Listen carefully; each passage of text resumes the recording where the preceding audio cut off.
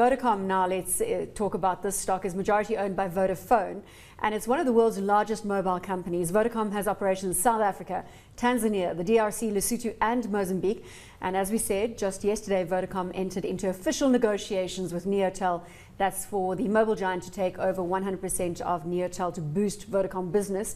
The company has a market cap of 186.5 billion rand, price to earnings ratio of 14.3 and a dividend yield of 5.4%. You've got to buy this one just for the dividend yield, surely, David? Well, yes, relative to most other listed companies, and of course the forward dividend yield's a little bit higher. It's probably closer to about 6% if we set our sights ahead.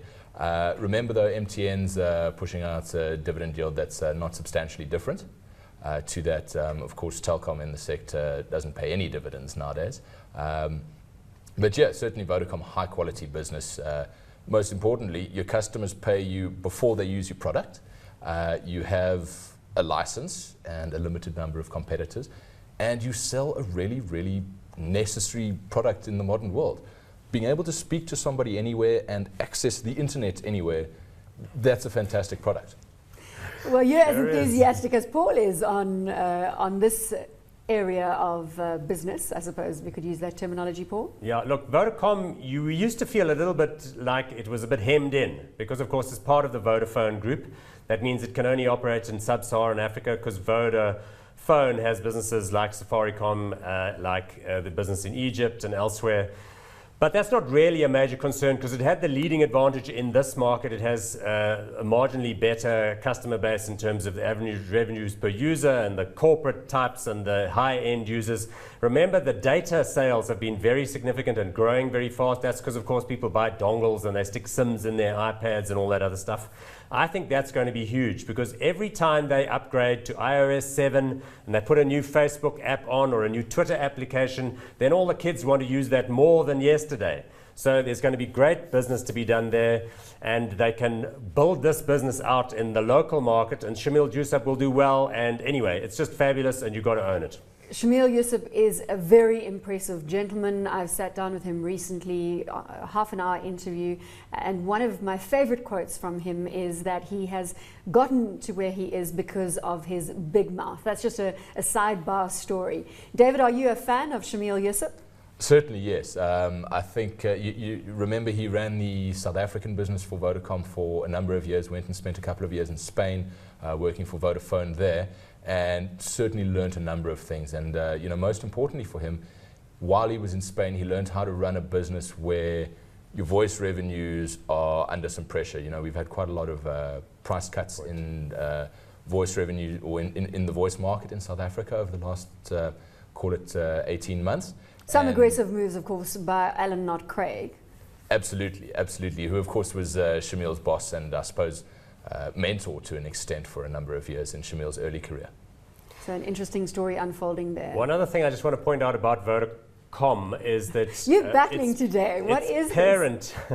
Its parent now sits with a massive, massive check that it's getting from the sale of the stake that it has, the 45% stake that it had in Verizon Mobile in America. So one of the interesting things is, what are they going to do with the money? They've talked about distributing that to shareholders, but I don't think it's inconceivable that they may look at what must be considered one of their crown jewels in the African market and think about ways of helping them to up their game, or maybe putting in some additional capital to take out minorities, or pushing them to be a bit more aggressive in relation to other country markets.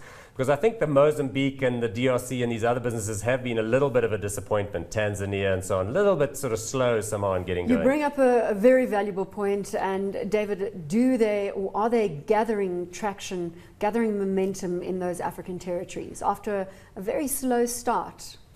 Absolutely. Remember, those 4 countries are all in sort of the top 15 poorest countries in the world. They don't have the sort of disposable income for the normal man in the street that we do here in South Africa.